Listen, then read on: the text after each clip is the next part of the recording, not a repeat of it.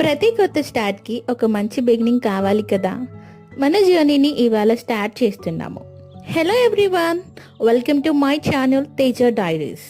ఇది మన first vlog. చాలా స్పెషల్గా స్టార్ట్ చేస్తున్నాము.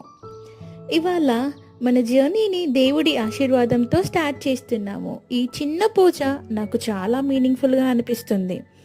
ప్రతి కొత్త స్టెప్కి, ప్రతి చిన్న స్టెప్కి, ప్రతి విలువైన స్టెప్కి బ్లెస్సింగ్స్ ఉండాలి అనిపించింది.